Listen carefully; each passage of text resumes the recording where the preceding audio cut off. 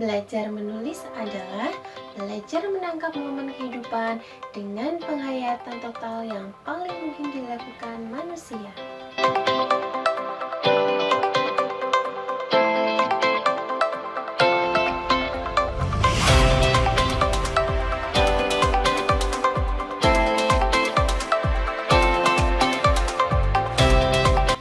Assalamualaikum warahmatullahi wabarakatuh. Selamat pagi anak-anak semua. Bertemu kembali dengan Ibu di mata pelajaran Bahasa Indonesia bersama Ibu Wulandari Setianingrum. Bagaimana kabar anak-anak hari ini? Semoga kalian semua dalam keadaan yang sehat walafiat dan juga semangat mengikuti pembelajaran dari ini. Sebelum kita mulai pembelajaran pada pagi hari ini, kita berdoa terlebih dahulu ya, agar apa yang kita laksanakan pada pagi hari ini dapat bermanfaat bagi kita semua. Berdoa menurut agama dan keyakinan kita masing-masing. Berdoa dimulai.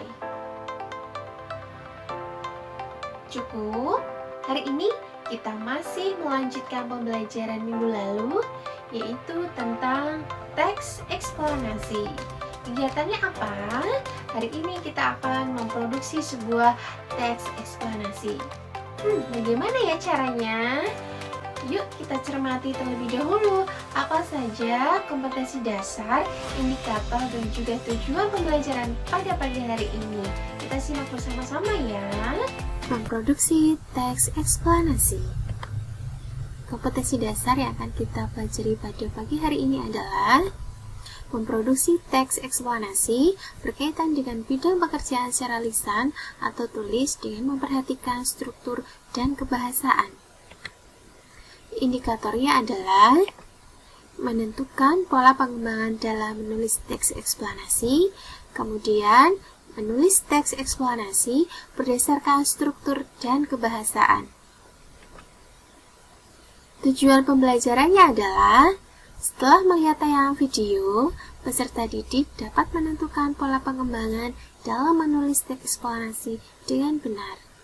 Yang kedua, setelah memahami materi, peserta didik dapat menulis teks eksplanasi berdasarkan struktur dan kebahasaan dengan baik. Mari kita mulai pembelajaran. Yang pertama, pertemuan yang sebelumnya, Ibu sudah menjelaskan mengenai pola pengembangan teks eksplanasi. Dimulai dari yang pertama adalah sebab akibat. Mari kita baca bersama-sama teksnya. Gunung meletus adalah peristiwa keluarnya endapan magma dari perut bumi yang didorong oleh gas bertekanan tinggi yang terjadi pada gunung berapi. Hasil letusan gunung berapi antara lain lava, lahar, gas vulkanik, hujan abu, dan awan panas. Pada akhirnya, fenomena bencana tersebut akan menyebabkan berbagai kerusakan seperti kerusakan lingkungan, tercemarnya udara, dan bahaya langsung dari makhluk hidup yang ada di sekitarnya. Pada teks yang sudah dibacakan tadi, ada bagian yang Ibu tebalkan, yaitu pada bagian menyebabkan, yang menjadi penanda bahwa teks eksplanasi tersebut memiliki pola pengembangan sebab akibat. Kita lanjut ya ke pola pengembangan yang kedua adalah proses. Kita baca terlebih dahulu ya teksnya. Mula-mula suhu di sekitar akan naik dan mata air di sekitar akan menjadi kering.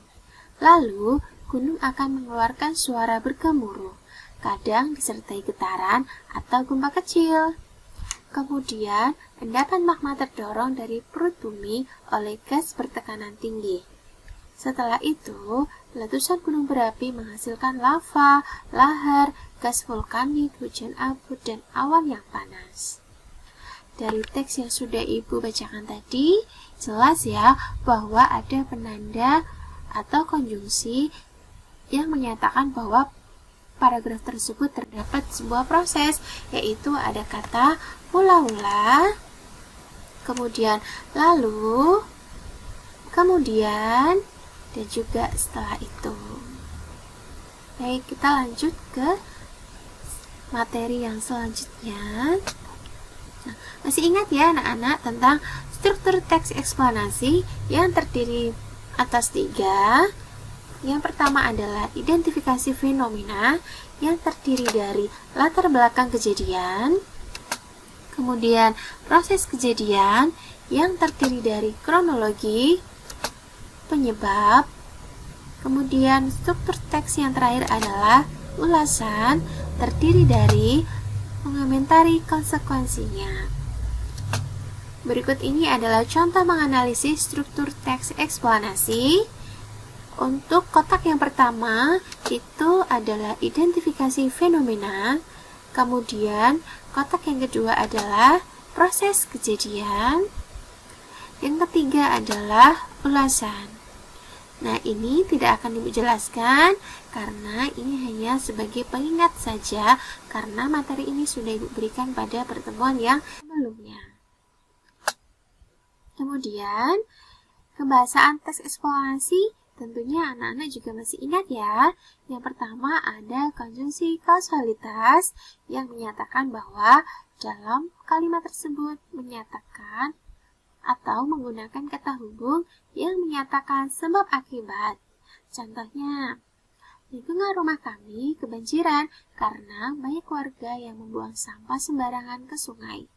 Dalam kalimat tersebut ada kata karena salah satu kata hubung yang menyatakan konjungsi kausalitas.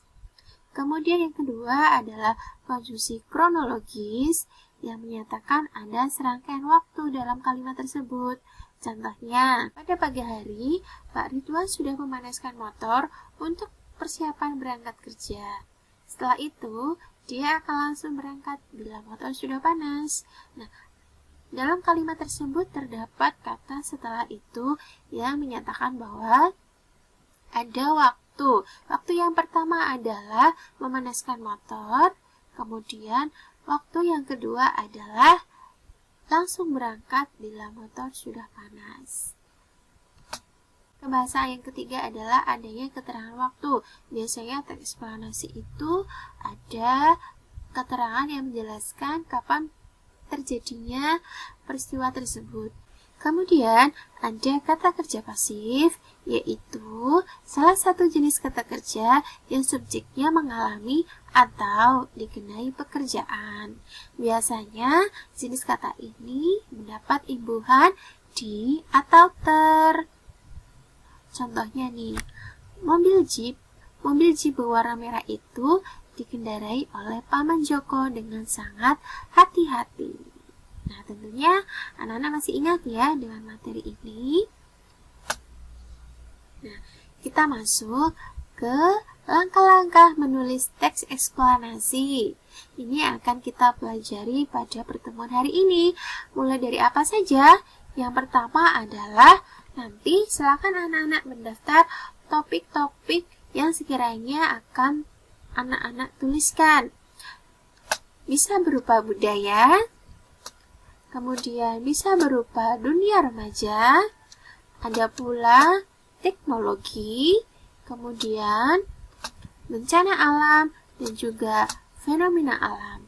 Di luar dari topik-topik yang Ibu sediakan juga boleh. Jadi silakan anak-anak persiapkan satu lembar kertas, kemudian anak-anak identifikasi kira-kira topik yang akan anak-anak tulis apa saja. Kemudian nanti silakan dikerucutkan menjadi satu topik yang akan anak-anak tuliskan selanjutnya. Kalau Ibu sudah menentukan bahwa apa yang Ibu tuliskan adalah yang berkaitan dengan teknologi.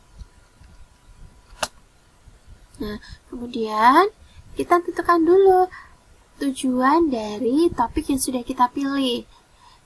Di sini Ibu sudah menentukan tujuannya, yaitu dapat mengetahui manfaat dan dampak dari kemajuan teknologi dalam telepon seluler. Sumber data yang akan Ibu ambil adalah dari karya ilmiah, makalah, kemudian laman-laman di situs Google, kemudian boleh anak-anak ambil dari YouTube juga, sebagai penguat apa yang akan kita tulis dalam teks eksplanasi. Kenapa? Karena jika ada data, maka apa yang kita tulis menjadi benar adanya sesuai dengan fakta yang telah terjadi.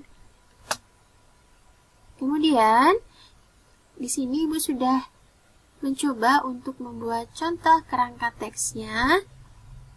Judulnya adalah Kemajuan Teknologi dalam Telepon Seluler. Teks eksplanasi ini harus membuat berdasarkan struktur teks dan kebahasaannya, maka Ibu tuliskan dulu struktur teks eksplanasi yang tadi sudah Ibu sampaikan di awal, terbagi menjadi 3, identifikasi fenomena, proses kejadian, dan juga ulasan. Kira-kira mana nih yang akan Ibu jadikan sebagai identifikasi fenomena? Kemudian Ibu tuliskan dulu nomor 1. Yang akan Ibu tuliskan adalah teknologi informasi dan komunikasi yang berkembang pesat. Kemudian yang kedua adalah fitur dari telepon seluler. Struktur yang kedua adalah proses kejadian. Yang akan Ibu tuliskan berupa yang pertama adalah data pengguna telepon seluler di Indonesia, kemudian manfaat telepon seluler bagi pengguna, dan dampak telepon seluler bagi pengguna. Kemudian, struktur teks eksplanasi yang ketiga adalah ulasan. Di sini yang akan Ibu tuliskan adalah mengenai kecanggihan fitur-fitur yang dimiliki dengan melakukan hal-hal yang positif seperti untuk mencari ilmu pengetahuan, dan lain sebagainya. Nah, dari contoh kerangka teks yang sudah Ibu buat ini, nanti akan Ibu kembangkan menjadi teks eksplanasi secara utuh. Ini contohnya. Oke, pada paragraf yang pertama adalah identifikasi fenomena. Mari kita baca bersama. Kemajuan teknologi informasi dan komunikasi semakin berkembang dengan pesat. Hal tersebut ditandai dengan bermunculnya beragam macam jenis telepon seluler disertai fitur-fitur yang sangat canggih. Telepon seluler adalah alat komunikasi yang memungkinkan penggunanya berinteraksi dengan pengguna lain tanpa harus bertemu secara langsung dan bisa dilakukan dimanapun juga kapanpun. Jadi, untuk paragraf pertama, kita berikan informasi dulu tentang kemajuan teknologi dan juga tentang telepon seluler. Kemudian, paragraf yang kedua adalah proses kejadian. Kita baca dulu ya teksnya. Melansir dari data Kementerian Komunikasi dan Informatika menyatakan, penggunaan internet di Indonesia sangat tinggi. Hal itu didorong oleh tarif internet yang murah dan banyaknya jumlah pengguna telepon seluler mencapai 167 juta orang atau 89% dari total penduduk Indonesia. Melihat data tersebut, sebagai pengguna telepon genggam harus mengetahui dampak positif serta negatifnya. Dampak positif penggunaan telepon genggam adalah pengguna akan selalu mendapatkan informasi terkini dengan mudah dari seluruh penjuru dunia karena akses internet. Sementara, dampak negatifnya adalah mampu merusak indera penglihatan jika digunakan secara berlebihan karena sinar radiasi yang dipancarkan oleh ponsel. Bahkan, sinar radiasi ini bisa menimbulkan penyakit kanker yang sangat berbahaya. Paragraf yang ketiga, ini adalah ulasan. Kita baca bersama-sama teksnya. Oleh karena itu, bijaklah dalam menggunakan telepon seluler. Manfaatkan kecanggihan fitur-fitur yang dimilikinya dengan melakukan hal-hal yang positif seperti untuk mencari ilmu pengetahuan. Tentu kita juga harus paham akan pengaruh buruk dan dampak negatif yang ditimbulkan oleh penggunaan telepon seluler secara berlebihan. Itu tadi contoh dari pengembangan kerangka teks berdasarkan dari topik-topik yang sudah kita jabarkan. Lalu, langkah yang selanjutnya apa? Setelah teks eksplanasi sudah selesai, kita mencoba untuk menyunting teks eksplanasi, yaitu dengan mengoreksi kesalahan-kesalahan yang mungkin ada dalam teks, berkaitan dengan apa saja. Yang pertama, berkaitan dengan isi teks, kemudian berkaitan dengan struktur, yang ketiga berkaitan dengan kaidah kebahasaan, yang keempat adalah ejaan atau tanda baca. Kalau anak-anak sudah yakin semuanya sudah benar, berarti anak-anak sudah bisa membuat teks eksplanasi. Bagaimana anak-anak? Ada yang ingin ditanyakan? Silakan, bagi anak-anak yang belum jelas terhadap materi yang Ibu sampaikan, boleh bertanya di kolom komentar Classroom atau melalui jaringan WhatsApp pribadi. Bagaimana penjelasan Ibu tadi? Semoga kalian dapat memahami ya apa yang sudah Ibu jelaskan mengenai materi hari ini. Sampai bertemu kembali anak-anak dalam mata pelajaran Bahasa Indonesia yang selanjutnya. Wassalamualaikum warahmatullahi wabarakatuh.